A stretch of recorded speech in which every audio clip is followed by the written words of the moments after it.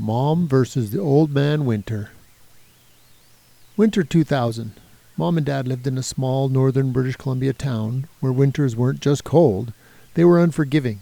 The kind of wet cold that seeps into your bones and makes your joints ache, and turns stepping outside into an act of defiance against nature itself.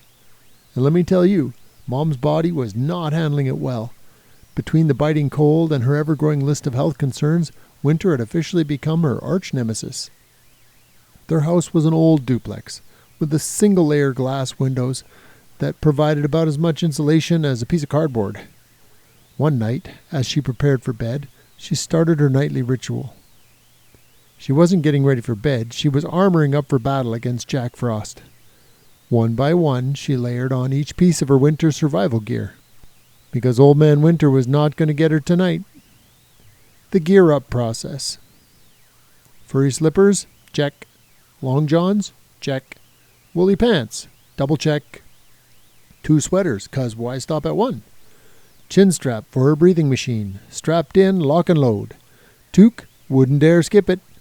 Furry gloves? Obviously. And the finishing touch? She donned her eye mask, which sat proudly atop her head like the final piece of some bizarre winter-themed warrior costume. She was ready. Ready for bed. Ready for battle. Ready for the Arctic tundra. Dad walked into the room, took one look at this spectacle, and, in typical Dad fashion, delivered his completely unfiltered observation. "You don't look like you're ready for bed. You look like you're ready for the hunt." Mom giggled and ignored him, because when you're this cold, mockery doesn't sting nearly as much as the winter air.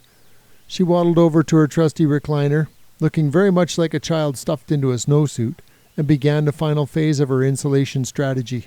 Commence blanket layering. Like the master architect, she piled the covers high, ensuring that no ounce of warmth could possibly escape, and then Dad's commentary begins. Dad sat back, arms crossed, observing this ongoing transformation, his grin widening more as the blankets were added. The longer he watched, the more amused he became. Finally, he broke the silence with another unfiltered review of the situation. "I feel like I'm sleeping next to the 50-cent bin at the Salvation Army." Mom's laugh grew with each comment. But Dad wasn't done. Oh no. A few minutes passed. The scene settled.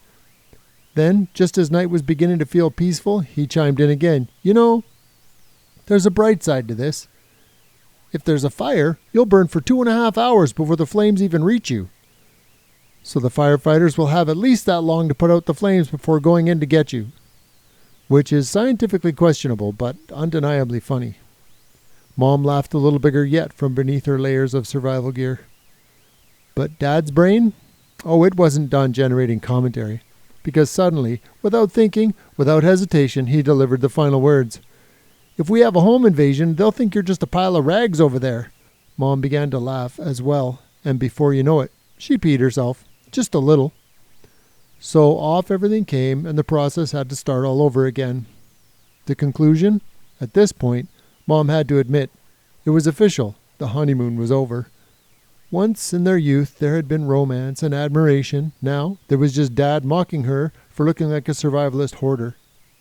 But the truth is, this was Dad's love, in his own ridiculous, teasingly, utterly hilarious way. And honestly, she wouldn't have it any other way. I hope you enjoyed this story, and I hope you'll come back for more. See you next time.